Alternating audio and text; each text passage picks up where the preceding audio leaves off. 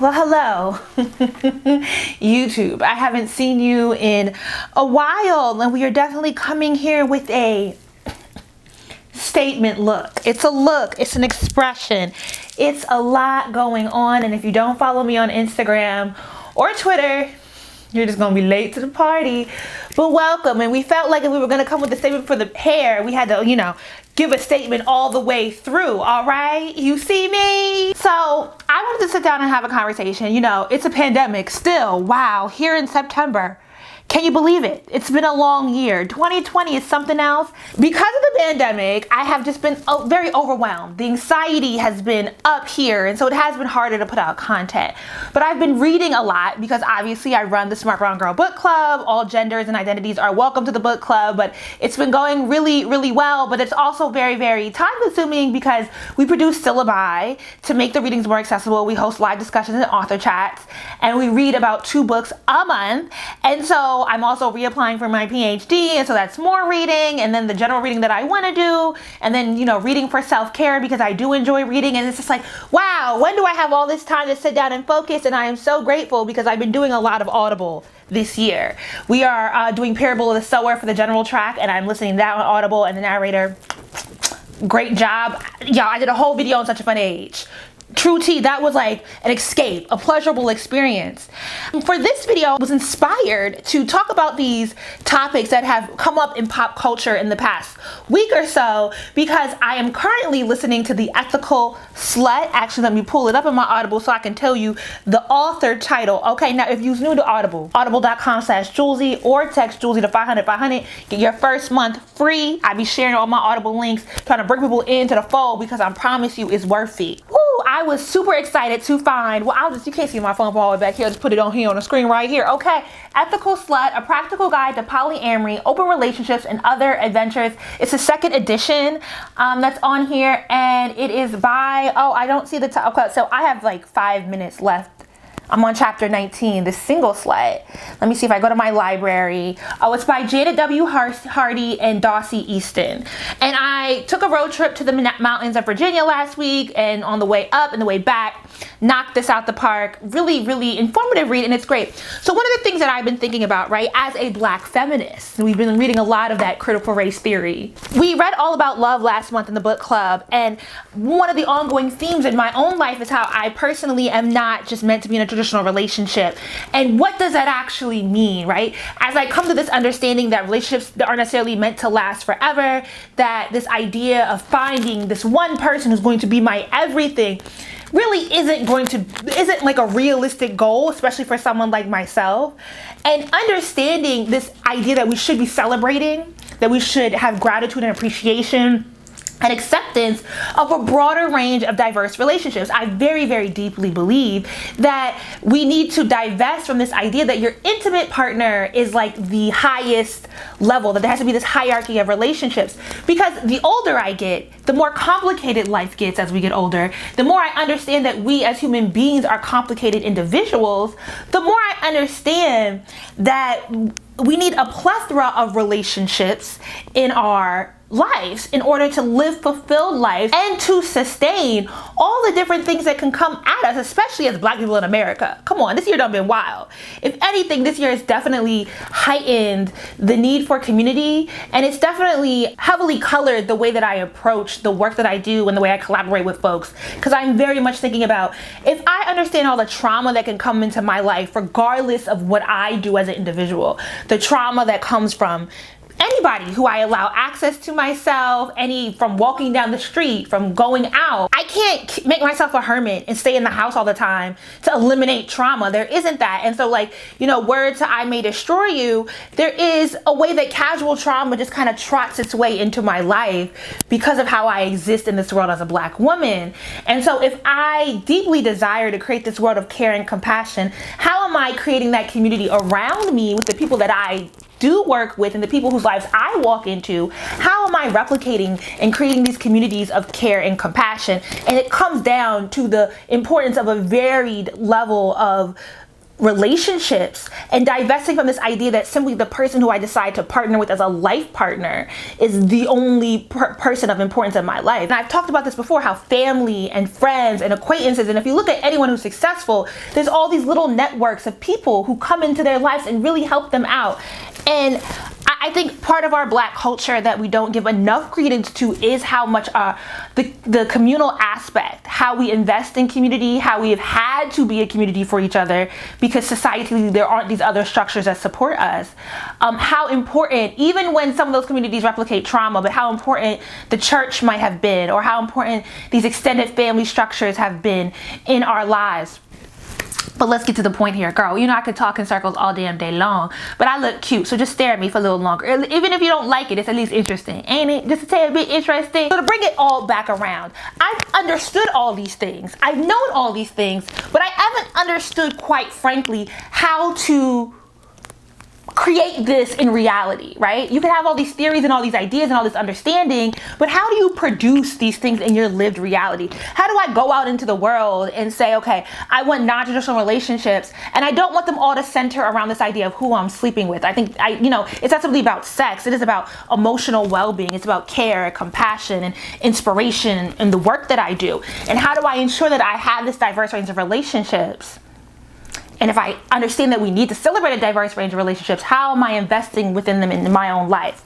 And that's kind of where I've gotten stuck at, right?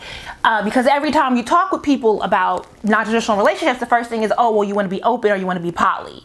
And I think centering it around sex kind of does a disservice to all the ways in which a relationship is fulfilling to your livelihood.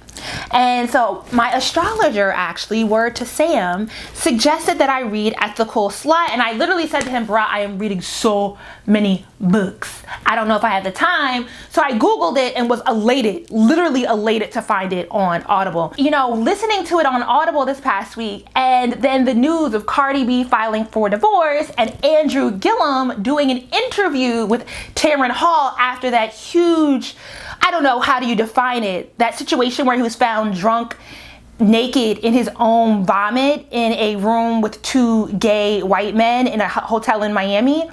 And him doing this interview, and the headlines are all about, even though there was a lot of other things said in the interview, but the headlines, because yes, outrage fuels the economy, but all the discussions were about him announcing that he identifies as bisexual. And I really appreciated the interview that Tamron did. I thought it was very thoughtful. I thought she handled the questions with a level of care and compassion. These things are important to me. And I appreciated him allowing his wife to sit down and speak independently of him, and then them coming back down to speak.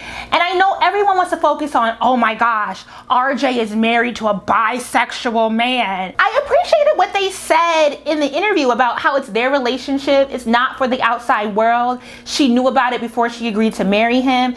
And they didn't really speak on the intricacies of their relationship because they don't need to. It's really not our business what agreements they have. But there's also this tattoo artist who's a white man who I have been following for years. He recently came out as bisexual as well and announced that he was in a polyamorous relationship, and he's his wife of however many years they've been together. They have kids together or whatever. They agreed to allow him to have an additional male partner in the relationship. And I thought it was very bold of him to live that life, outwardly like that. But I know plenty of people who, they're not hiding it. It's not private, but they just like, if you know, you know. If you don't, you don't need to. You in my business? Don't do that. Like, if we love that meme so much, you really gotta rock with it, okay? And I do think it is connected to Cardi B. She didn't publicly announce, but TMZ be digging into everybody business, baby. But it released that she filed from divorce from Offset. And of course there's all this discourse because in her recent WAP song, she says she don't cook, she don't clean, but she still got this ring, right? And I saw a tweet, and I think it might have been referencing Cardi the Stallion and Suki Hana, who I love because she's from the 302, Delaware. And I love how she grabbing how she 5'5" with her throat 6'6". I don't commit to that kind of labor, but I appreciate, the open and the rawness of it all. But all this discourse, on one side, on the side of Twitter that I'm on, there was a commentary on how, you know, all these women rappers will talk about their sexual freedom, but still in their real lives, feed into very traditional mores or relationships. Still like, oh, you a freak and you got this and you good in bed, you do all this stuff and you don't worry about men, you know, you get flued out and all that, but still really celebrate this idea of landing a traditional partner. And it kind of speaks to the way that the society does box us in. When the cheating rumors first came out around Offset and they broke up, what was that, 2018? Cardi did briefly mention in a few interviews about how, you know, for her, dating is like, who's she gonna date? Who's she gonna get with? Because of her celebrity and because of how famous she is, you know, the bigger you become, the smaller your dating pool becomes.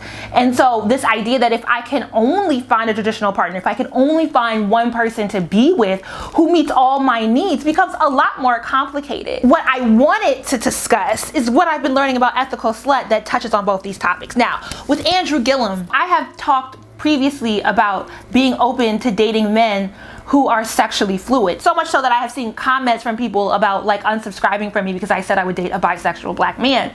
And I think we need to have more space and more acceptance of that. I personally feel that if someone actually understands your sexuality, actually can talk to you and has a language to tell you what they like, what they don't like, you will have a much more healthier, because a lot of us don't actually know how to talk about sex. A lot of us have shame, and not just us, because I think the idea that we are shamed by our sexuality and by how, you know, how we like sex, how we like the practice of sex, and how we don't like, because some of us don't actually like sex as much as it's been talked about in a sex positive manner. Some of us aren't really keen on it, and we don't always have the language to express whatever it is we do and don't like about sexual intimacy. And so when you have a person who, because they have a broader range of interests in the bedroom, and as is discussed in Ethical Slut, when you have anyone who kind of lives outside of the traditional mores of heteronormative monogamy, we have to invest in the language and having better boundaries in order to protect ourselves, in order to put ourselves in safe situations. We tend to have a much better structure around our sex life and how we partner with people. Now, that is not to say that we good, and that's not to say that toxicity is all the way removed, because patriarchy is a beast and capitalism still ruins everything. But it is to suggest that in order to live safely outside of the norms, you have to come to a better understanding of who you are innately, or this world will kill you.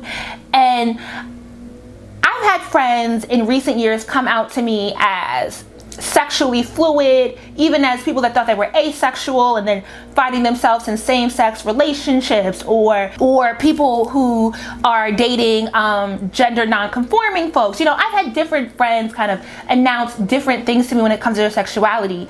And I remember my first friend who came out to me, shout out to Will, I gave him a copy of Giovanni's Room. We were freshmen in college, and he was playing basketball. He played for Villanova, and he's at GW's campus, and we grew up together, and he came to tell me that he was gay.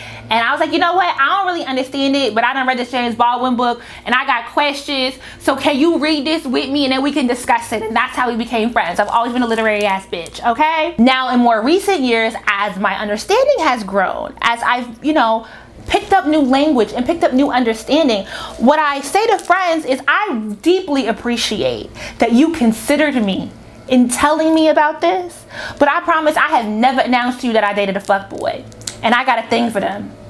Girl, it's a problem. But I have never thought to sit down and tell you, hey girl, I'm a basic bitch. Look at this nigga I'm with. You know, so you don't have to feel responsible to inform me of who you're dating.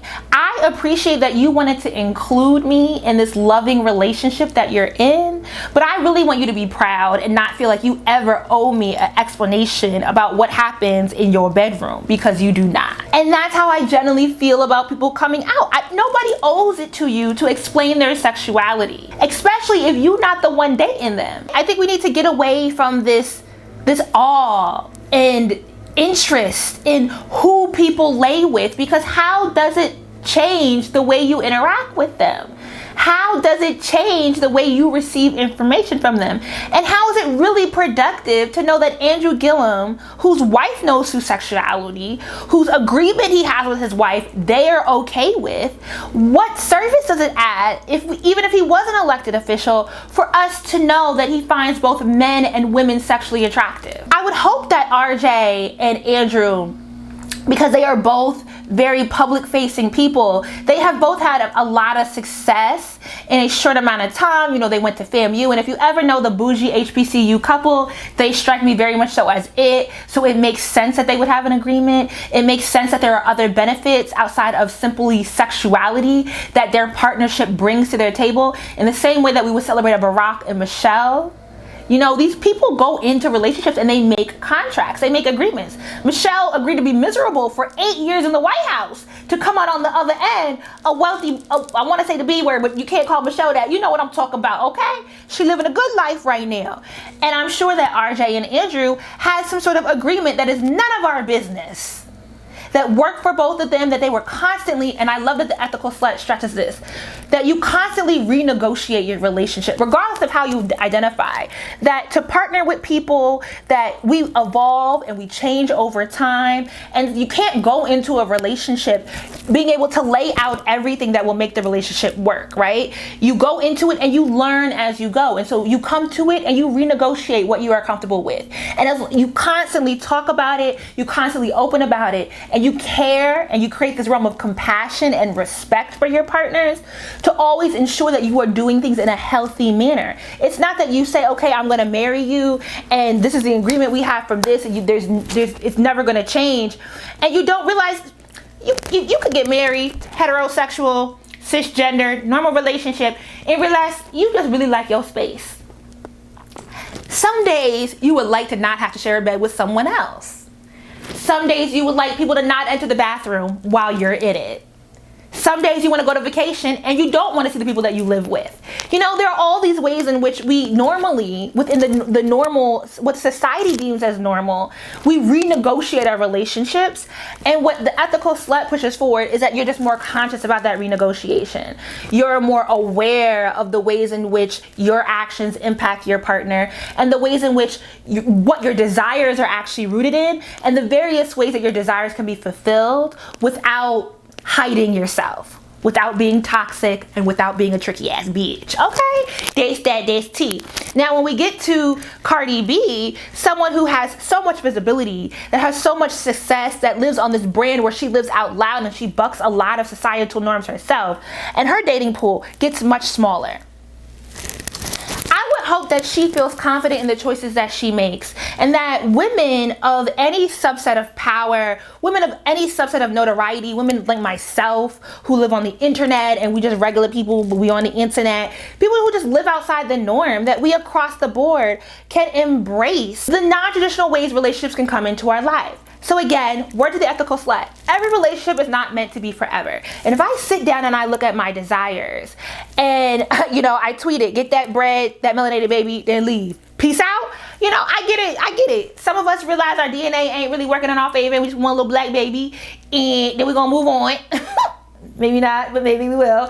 You know, that's what Cardi got. And I hope that she does out of this take her time to understand what she actually needs in her life, because she doesn't live like most other people live. It's not even so much, oh, you need a partner that you engage with sexually, but what kind of sexual activity do you want to have and do you want to be with?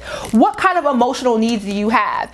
Because maybe for someone like herself, when she is back on tour, she needs someone who understands that she'll be away from certain periods of time, but that she deeply loves the person that checks in with her every hour. Or maybe she doesn't like that, because not to say that they are the exact same people, but I wonder how different is Beyonce on tour with how she needs her partner to interact with her versus a Cardi on tour and how she needs her partner to interact with her. Do we imagine that every woman who is a, you know, Billboard 100 selling out tours artist all needs their partner to do the same things for them, right? Do you imagine that all these women enjoy having a partner who will pop up on them, who will call them at, you know, at 6 a.m. in the morning, 8 a.m. and throughout the day and check in on them? Are they people that need the constant conversation? Or do we understand that some artists are, like word to a Janet Jackson, I would imagine, are a bit more reclusive and need more of their time to center themselves, for it to not be disrupted, for them to stay in the zone and say, hey, I need you to understand that when I'm focused, and I will get to you when I'm done, and I'm sure, and I want to promise you that I will be all there for you,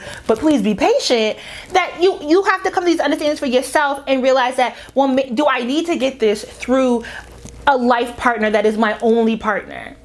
Or can I compartmentalize the things that I need and get them from various people at various aspects of my life? What can I do that keeps me safe, that keeps me cared for, that keeps me loved and respected? And how can I create these contracts? I had not thought, baby, this is a real basic ass thought. When Janet reading this book says, the whole chapter on how you need contracts. She's like, you don't need to have a lot of money, but you need to have contracts. She would absolutely suggest that you have written. Remember when Cynthia did that friendship contract on Real Housewives of Atlanta?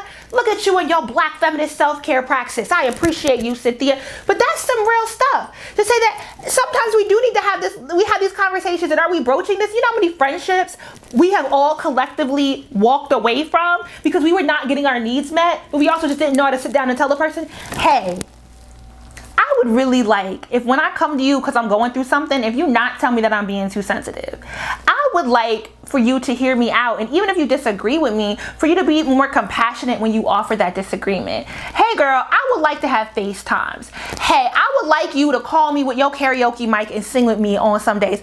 I just want to have educated friends to do drunk things with. You know, all these various needs that we need from our social acquaintances, from our friends, and that we have different friends for different things. And sometimes we just don't know how to talk to the person about the thing that we actually need from them as friends. Am I making sense here? Look, it's all in this book will help you. It really do. It's thoughtful. It's not complicated theory here. It is pushing out the bounds, but it really thinks about everyone across the gender spectrum, across the sexuality spectrum. It does make some assumptions in the book, but it's really good at saying, hey, here's just all the things you should be thinking about. And as much as we deduce intimate partnerships, as much as we deduce the relationships that supposedly matter the most to just sex, and I mean, if you a biblical, I want to say if you a biblical bitch, but you know, if you a biblical type person, you know, even when the Bible talks about like relationships, and it talks about word to Galatians, isn't it? Baby, let me look up the scripture. The fruitages of the spirit. It is Galatians. So look, I'm not as unholy as you would like to think. Galatians 5:22. All right, you want to get biblical in here. There are so many other things that go into the fulfillingness of a relationship. When we look at the discourse around a Cardi B or an Andrew Gillum, it's really easy to project and to suggest that their household needs to live a certain way and to turn our nose up. But you know, I want to say a lot of us ain't really living good, baby. The Instagram might be saying one thing, but if I walk into your house, it's going to say a whole nother thing, all right? And it's okay for us to say, well, don't be you in my business. Don't do that. It's okay for us to say that, but also we have to be careful to not project. We have to be realistic about the needs of our own lives. And we have to be ethical in how we go about fulfilling our desires without denying ourselves. But also as Black women, as Black queer folk, as people who walk through this world with so much casual trauma coming at us, that we really do invest in the labor of creating at least a household legacy that we can feel comforted in. And that we don't allow societal norms in a society that's structured to snuff us out, to deter us from finding non-traditional things or relationships that make us happy. And I do think a lot of times, because we so quickly, especially in this influencer space, where we can monetize our relationships, and how quickly, whether we're lesbian, whether we're gay, whether we're trans, whether we're swirling, whether we're Black love, whether we're Black families and Black fatherhood and Black motherhood and all these other things, how quickly we feed into very, very traditional norms for relationships. And how many of those relationships just kind of combust or something wild comes out of left field, because are those relationships that we're living for the camera and that we're making very visible for a public consumption, are they really fulfilling us in private? There's a way to go about it ethically. And I would encourage all of us to invest. So if you're looking for a new book to read, pick up Ethical Slut on Audible. Use my Audible code. You can text Julesy to 500 is JOUELZY. Then go ahead, type that in and follow me on Instagram and Twitter too. Okay, come over and engage with a hoe. Or the much more easier way is audible.com/Julesy. I'm gonna catch you on the flip side. I don't know how much longer this style going. I had it in for 2 days and I ain't got sleep in 2 days, so we don't know what we're gonna do with the hairs. But I'm gonna see y'all around sometime. It's gonna live forever because it's on the internet. But I love you. Deuces.